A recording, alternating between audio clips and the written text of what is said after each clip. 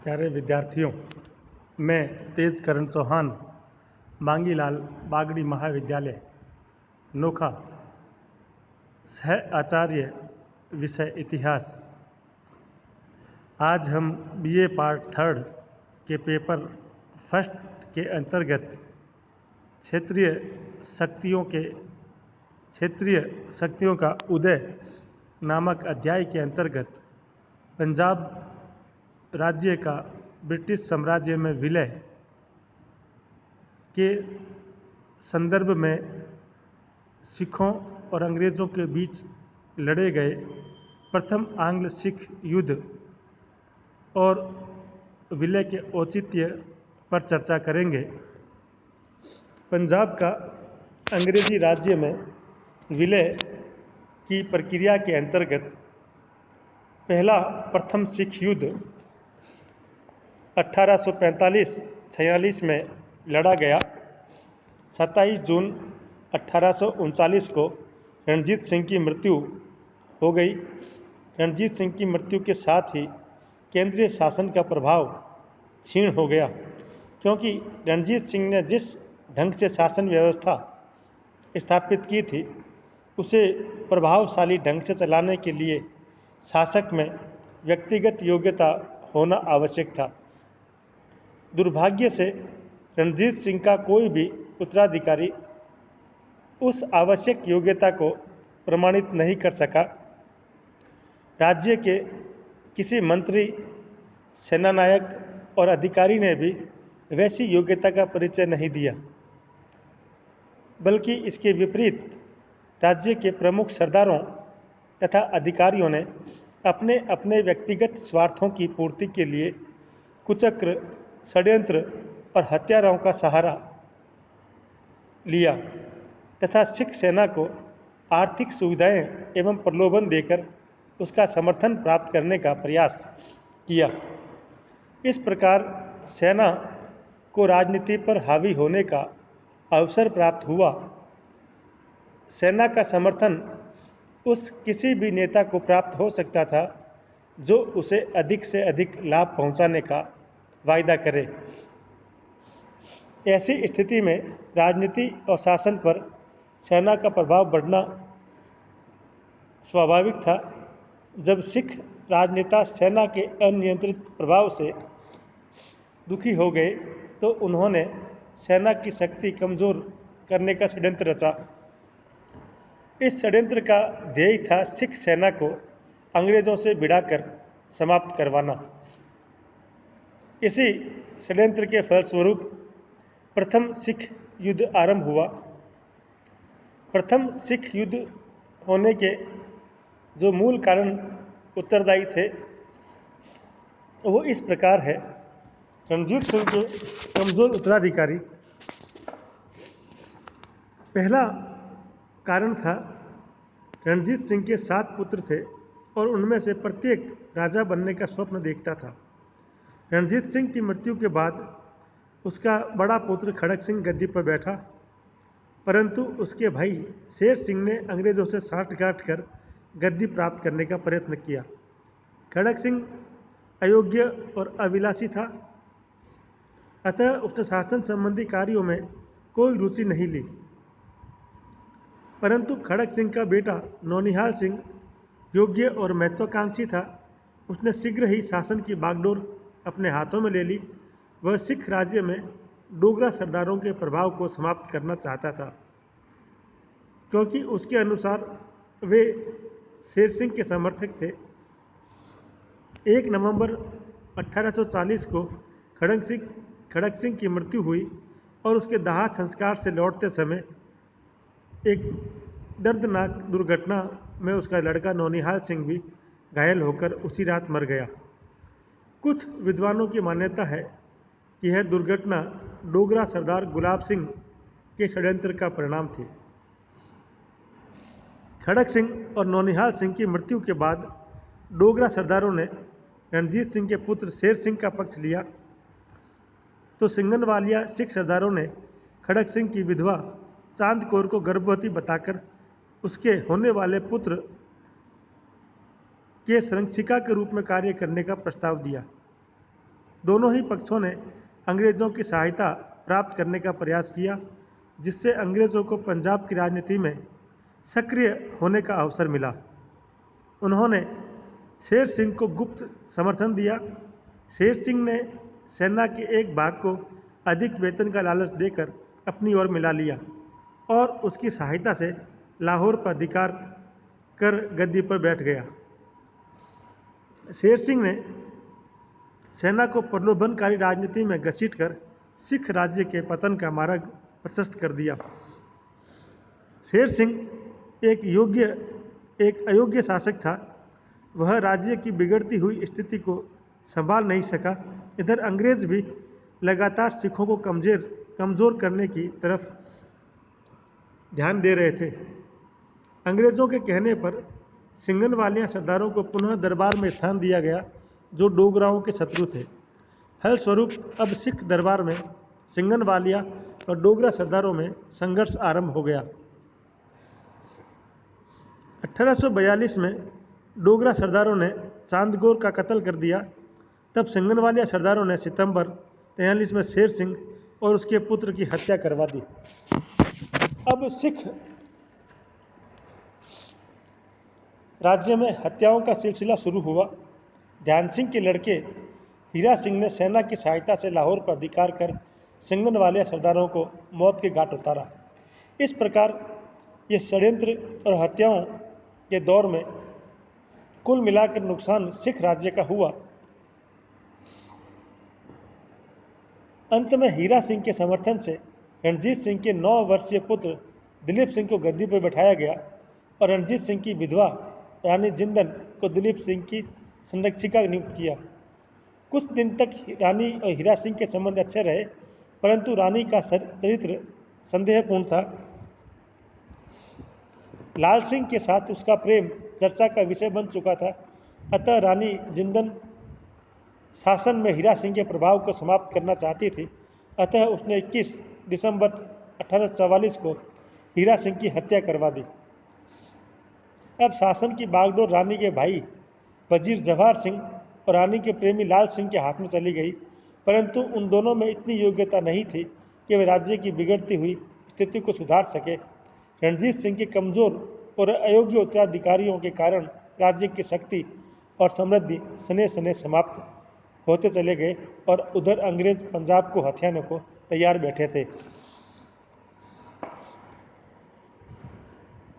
सिखों के पतन या सिखों और अंग्रेजों के मध्य संघर्ष का दूसरा कारण था सरदारों का आपसी संघर्ष।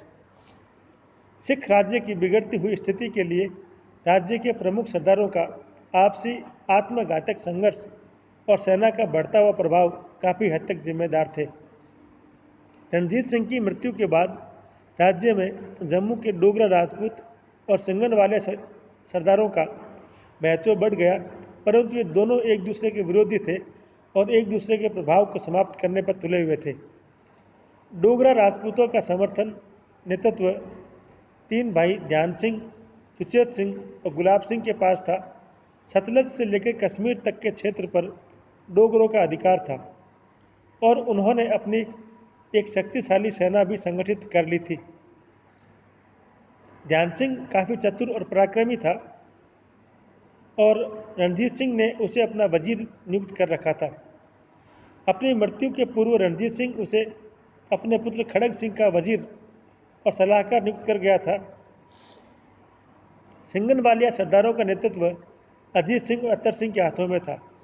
उनके पास भी विस्तृत जागीरें थी, परंतु सेना में उनका खास प्रभाव नहीं था। 1845 में उन्होंने महाराजा शेर सिंह और उसके पुत्र प्रताप सिंह और वजीर ध्यान सिंह को मौत के घाट उतार कर शासन की बागडोर अपने हाथ में लेने का प्रयास किया, किंतु ध्यान सिंह के बेटे हीरा सिंह ने उनकी योजना को विफल कर दिया और स्वयं वजीर बन गया। वजीर बनने के बाद हीरा सिंह ने सिंगनवालिया सरदारों से अपने पिता की हत्या का बदला लिया। फलस्वरूप अजीत सिंह, लहना सिंह और लगभग 600 सिंगनवालिया सरदारों को मौत के घाट उतार दिया। इस प्रकार सरदारों के आपसी संघर्ष के परिणाम स्वरूप अनेक योग्य नेताओं को अपने प्राणों से हाथ धोना पड़ा, जिसका अंततः नुकसान सिख राज्य को हुआ। 1844 में हीरा सिंह की भी हत्या कर दी गई। इसी प्रकार सिख सेना का राजनीति में प्रवेश होना सबसे बड़ा कारण बना सिख राज्य के पतन का। महाराजा रणजीत सिंह के शासनकाल में सिख सेना अपने शासक के प्रति निष्ठावान रही, परंतु उसके कमज़ोर उत्तराधिकारी के शासनकाल में सिख सेना प्रशासन पर हावी होती चली गई। शेर सिंह से लेकर दिलीप सिंह तक सभी राजाओं, मंत्रियों और सरदारों ने अपनी स्थिति एवं सत्ता को बनाए रखने के लिए सेना का सहयोग प्राप्त करने का प्रयास किया और सहयोग की ऊंची कीमत चुकाने का आश्वासन दिया। परिणाम यह निकला कि अब सेना का समर्थन उसी को मिलने लगा जो अधिकाधिक कीमत चुकाने में समर्थ था या चुकाने का आश्वासन देता था। 1841 में जब सिखों को यह जानकारी मिली कि अंग्रेज सतलज पार करने की योजना बना रहे हैं, तो महाराजा शेर सिंह घबरा गया और उसने सेना के प्रत्येक यूनिट में से 2-2 प्रतिनिधियों को बुलाकर उनसे सलाह मशविरा की। यहीं से शासन पर सेना का प्रभाव बढ़ने लगा। अब स्वयं सेना ने अपनी एक खालसा पंचायत बना ली और उसी के द्वारा अपने निर्णय करने लगी और इससे सेना पर महाराजा और उसके मंत्रियों का प्रभाव समाप्त हो गया। सेना ही शासन का स्तंभ बन गई। दुर्भाग्यवश अधिकांश योग्य सेना नायकों मोखम सिंह, दीवान चंद, रामदयाल, हरि सिंह नलवा आदि का देहांत महाराजा रणजीत सिंह के जीवन काल में ही हो गया था। अब जो सेनानायक बचे उनमें राज्य के प्रति निष्ठा और ईमानदारी का अभाव था और साथ ही साथ युद्ध कौशल एवं योग्यता का भी अभाव था। रानी जिंदन तथा उसके समर्थक सरदारों को सेना का प्रभाव पसंद नहीं आया और उन्होंने सेना की शक्ति को नष्ट करने का फैसला किया। परिणाम स्वरूप उन्हें सतलज पार करने को उकसाया गया और सिख युद्ध की शुरुआत हुई। चौथा कारण था अंग्रेजों की नीति। महाराजा रणजीत सिंह की मृत्यु के साथ ही अंग्रेजों की नीति में परिवर्तन आ गया और वह पंजाब को अपने साम्राज्य में मिलाने का स्वप्न देखने लगे। परंतु 1840 ईस्वी में ऑकलैंड ने सिखों से लड़ने की इच्छा व्यक्त की थी, परंतु चूंकि अभी तक सिख सरदारों ने अंग्रेजों के आदेश का पालन किया था, अतः अंग्रेजों के पास लड़ाई छेड़ने का कोई बहाना नहीं था। अंग्रेज चाहते थे कि पंजाब में ऐसा वातावरण तैयार हो जिससे उनके आक्रमण का औचित्य सिद्ध हो सके और इंग्लैंड का लोकमत भी उनसे अप्रसन्न न हो। उसी अनुरूप उन्होंने गुलाब सिंह, लाल सिंह, तेज सिंह जैसे स्वार्थी सरदारों से साठगांठ करके कुचक्र रचना शुरू किया। 1842 में लॉर्ड एलनबरो के गवर्नर जनरल बनकर आते ही ब्रिटिश सरकार ने पंजाब की तरफ विशेष ध्यान देना शुरू किया, क्योंकि प्रथम अफगान युद्ध में अंग्रेज़ों को भारी क्षति उठानी पड़ी थी और पंजाब में अराजकता भी फैली हुई थी। ऐसी स्थिति में भारत की उत्तर पश्चिमी सीमा काफ़ी कमज़ोर प्रतीत हो रही थी। इसी कारण अंग्रेज़ों ने उत्तर पश्चिमी सीमा पर प्रभावी नियंत्रण स्थापित करने हेतु मार्च 1842 ईस्वी में ड्यूक ऑफ वेलिंगटन ने एलनबरो को सुझाव दिया कि वह सतलज नदी पार कर सबसे कमज़ोर स्थल पर सेना एकत्र करे और फिरोजपुर और लुधियाना की सुरक्षा का पुख्ता इंतजाम करे।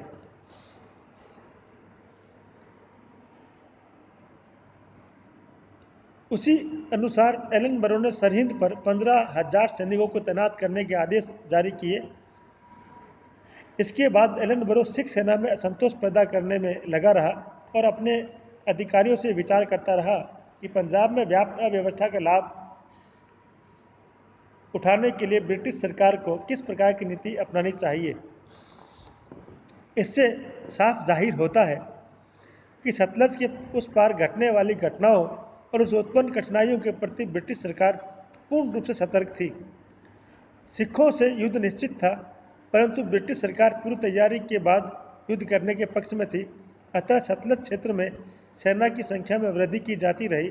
1845 ईस्वी में सतलज की सीमा पर 40,000 से अधिक अंग्रेजी सेना और 94 तोपें ब्रिटिश सेना तैनात कर चुकी थी। अब उन्हें मात्र बहाने की आवश्यकता थी जिसके आधार पर युद्ध शुरू हो, क्योंकि उन्हें अब भी इंग्लैंड के लोकमत का भय बना हुआ था। जब ब्रिटिश सरकार ने सतलज के पूर्वी तट पर लाहौर सरकार के अधिकृत क्षेत्रों को अपने अधिकार में लिया तो सिख सेना में उत्तेजना फैल गई। सिख सेना को भड़काने में लाल सिंह और तेज सिंह जैसे नेताओं, सिख तोपखाने का संचालक कैप्टन गार्डनर, जो कि गुप्त रूप से अंग्रेज़ों से मिला हुआ था, और ब्रिटिश एजेंट ब्रॉडफुट ने भी महत्वपूर्ण भूमिका अदा की। फरवरी 1845 ईस्वी में जब सिंधु नदी के द्वारा सैनिक नावों का एक शक्तिशाली बेड़ा फिरोजपुर पहुंचा तो सिख सेना का संयम जाता रहा। नवंबर 1845 ईस्वी में लुधियाना के निकटवर्ती दो गांवों पर अचानक अंग्रेजी सरकार ने अधिकार कर लिया। ये दोनों गांव सिख राज्य के अधिकार में थे। अंग्रेज़ों ने इन गांवों पर अधिकार करते समय तर्क दिया कि इन गांवों में ब्रिटिश सरकार के अपराधी छिपे हुए हैं और उनको पकड़ने के लिए यह कार्यवाही की जा रही है। इसके तुरंत बाद जनरल हार्डिंग भी सतलज की तरफ बढ़ा। 7-8 दिसंबर को हार्डिंग ने मेरठ, अम्बाला आदि स्थानों में तैनात अंग्रेजी सेना को फिरोजपुर पहुंचने के आदेश प्रसारित किए। अंग्रेज सेना की इन गतिविधियों ने सिख सेना को उत्तेजित कर दिया। इस संदर्भ में कनिंघम लिखते हैं, यदि सिख नेताओं ने अंग्रेजों की सैनिक तैयारी न देखी होती तो वे लाल सिंह और तेज सिंह जैसे नेताओं के बहकावे में न आते। लाल सिंह इस समय सिख राज्य का वजीर और तेज सिंह सेनापति था। ये दोनों नेता अंग्रेज़ों की राय से काम कर रहे थे और दोनों ही सिख सेना को परास्त करना चाहते थे ताकि बाद में अंग्रेज़ों की सहायता से वे अपने व्यक्तिगत स्वार्थों को पूरा कर सके। इसी क्रम में सिख सेना ने सतलज नदी को पार किया और हार्डिंग ने तुरंत युद्ध की घोषणा कर दी। यहाँ ध्यान देने योग्य बात है कि सतलज को पार करते समय सिख सेना अपने क्षेत्र में ही रही, परंतु अंग्रेज़ों के संरक्षित क्षेत्र में उन्होंने प्रवेश नहीं किया था। फिर भी अंग्रेज़ लेखकों ने इस बात को गलत ठहराया और कहा कि सिखों ने अंग्रेज़ों पर आक्रमण किया था। इस प्रकार अंग्रेज़ों को युद्ध में शामिल होना पड़ा। अंग्रेज इतिहासकार कैम्पबेल भी लिखते हैं, इतिहास में यह लिखा हुआ है कि सिख सेना ने हम पर आक्रमण करने के संकल्प के साथ ब्रिटिश क्षेत्र पर आक्रमण किया, परंतु अधिकांश व्यक्तियों को यह जानकर आश्चर्य होगा कि उन्होंने ऐसा कोई काम कभी किया ही नहीं। न उन्होंने हमारे सीमावर्ती छावनियों पर आक्रमण किया, न हमारे क्षेत्र में प्रवेश किया। उन्होंने केवल नदी पार करके अपनी ही सीमा में अपना अड्डा जमाया था। गवर्नर जनरल हार्डिंग के एक मित्र रॉबर्ट एन कस्ट ने अंग्रेज़ों की कार्यवाही को पंजाब के स्वतंत्र राज्य पर पहला आक्रमण बताया है। सिखों और अंग्रेज़ों के मध्य पहली टक्कर 18 दिसंबर 1845 के दिन फिरोजपुर के निकट मुदकी नामक स्थान पर हुई। इसमें सिख सेना के अग्रिम दस्ते के 2000 सैनिकों ने ही केवल भाग लिया। सिख सेना को यद्यपि पीछे हटना पड़ा, परंतु उन्होंने अंग्रेज़ों को काफ़ी नुकसान पहुंचाया और अंग्रेज़ इस बात को भली भांति जान गए कि रणजीत सिंह की प्रशिक्षित सेना को पराजित करना आसान कार्य नहीं है। 21 दिसंबर को फिरोज शाह नामक स्थान पर दूसरा युद्ध लड़ा। सिखों ने अंग्रेज़ों के आक्रमण को विफल बना दिया। उनके तोपखाने ने अंग्रेज़ों के हौसले पस्त कर दिए और अंग्रेज़ों को अपनी पराजय का पूरा विश्वास हो गया, परंतु लाल सिंह ने सिखों को धोखा दिया और सिख सेना के बिना आदेश के ही अपनी सेना सहित वह युद्ध मैदान से वापस लौट गया। इस प्रकार जीता हुआ युद्ध पराजय में बदल गया। इस संदर्भ में मैलिसन कहते हैं, फिरोज शाह का युद्ध अंग्रेज़ों ने हारने के बाद जीता था। इस समय अंग्रेज़ों की स्थिति ठीक नहीं थी, उनका गोला बारूद भी समाप्त हो गया था और यदि सिख सेना को इसी समय युद्ध का आदेश दिया गया होता तो अंग्रेज़ों की निर्णायक पराजय निश्चित थी। परंतु विश्वासघाती नेताओं ने उन्हें इतना अधिक समय दे दिया कि वे लोग वापस रसद गोला बारूद एकत्र करने में सफल हुए। फिर 21 जनवरी 1846 को दोनों पक्षों के मध्य अलीवाल बुधवाल नामक पर युद्ध हुआ। इसमें अंग्रेज़ों की निर्णायक पराजय हुई। तेज सिंह ने यहाँ भी अवसर का लाभ नहीं उठाया और सिख सेना को पीछे हटा लिया।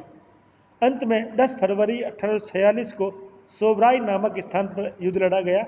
इसमें सिख सेना की पराजय हुई। 13 फरवरी को अंग्रेज सेना ने सतलज को पार किया और 20 फरवरी को लाहौर पर कब्जा कर लिया। इस प्रकार सिखों को विवश होकर संधि करनी पड़ी, जो इतिहास में लाहौर की संधि के नाम से जानी जाती है। लाहौर की संधि 9 मार्च 1846 को दोनों शक्तियों के मध्य संपन्न हुई। संधि पर हस्ताक्षर करने के लिए महाराजा दिलीप सिंह को गवर्नर जनरल के शिविर में लाया गया। इस संधि के अंतर्गत मुख्य रूप से निम्न बातें तय हुई। नंबर 1, पंजाब के सिख राज्य ने सतलज नदी के दक्षिणी प्रदेशों पर से अपना अधिकार त्याग दिया और ये प्रदेश हमेशा के लिए कंपनी के अधिकार में आ गए। सतलज एवं व्यास नदी के बीच का जालंधर, दोआब तथा इसमें स्थित सभी किलों पर से महाराजा दिलीप सिंह ने अपना अधिकार छोड़ दिया और इस पर कंपनी का अधिकार स्वीकार किया। पंजाब राज्य पर 1.5 करोड़ रुपया युद्ध का हर्जाना थोपा गया। पंजाब राज्य ने 50 लाख रुपए चुकाने का आश्वासन दिया और 1 करोड़ के बदले में कश्मीर और हजारा के प्रदेश कंपनी को सौंप दिए गए। इस प्रकार चौथा, सिख सेना की संख्या सीमित कर दी गई। पंजाब राज्य के लिए 12,000 घुड़सवार और 20,000 पदाती सैनिकों से अधिक सेना रखने पर प्रतिबंध लगा दिया गया। युद्ध के दौरान सिखों ने कंपनी की जो तोपें छीनी थी उन्हें भी वापस लौटा दिया गया और पंजाब के तोपखाने को भी सीमित कर दिया गया। इसी प्रकार दिलीप सिंह को पंजाब का महाराजा, रानी जिंदन को उसकी संरक्षिका और लाल सिंह को उसका वजीर स्वीकार किया गया।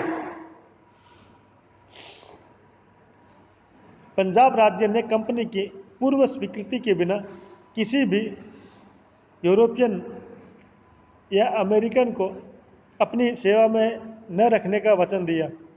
कंपनी की सेना को स्वतंत्रता पूर्वक पंजाब के एक भाग से दूसरे भाग में आने जाने की स्वीकृति दी गई।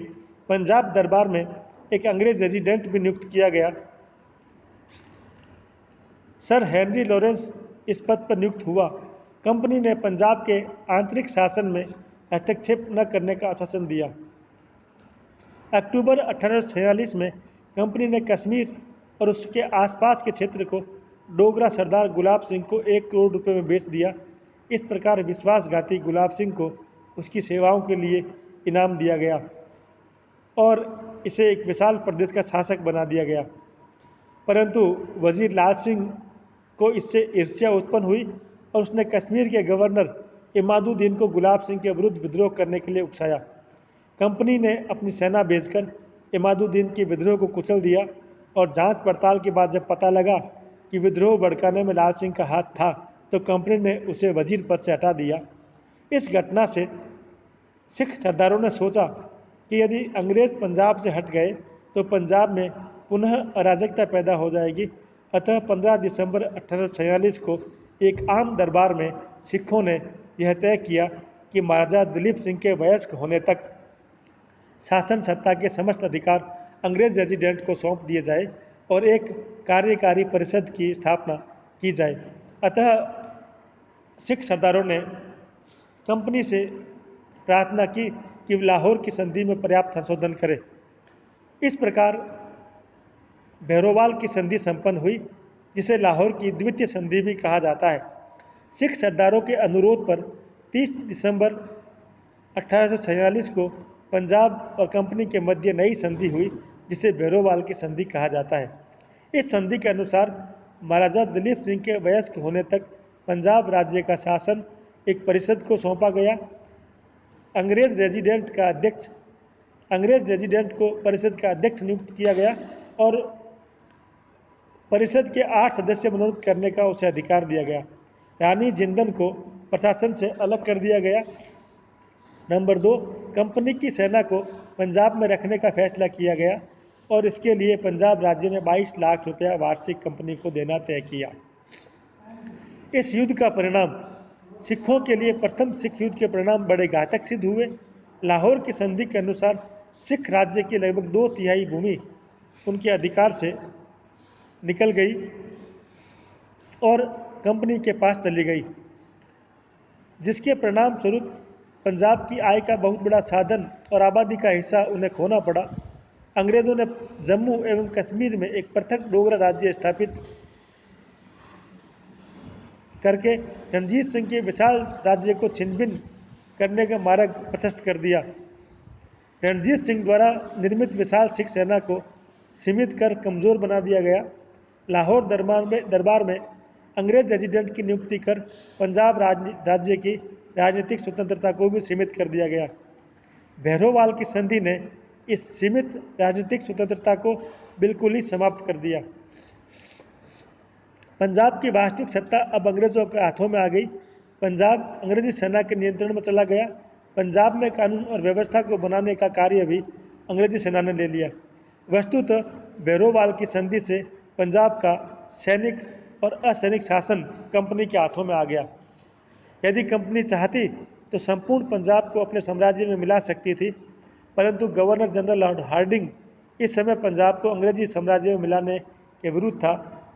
वह पंजाब को धीरे धीरे अंग्रेजी साम्राज्य में मिलाने का इच्छुक था, ताकि कुछ समय के लिए पंजाब का शासन स्थानीय सरदारों और ब्रिटिश रेजिडेंटों के माध्यम से चलता रहे और स्थानीय सरदारों और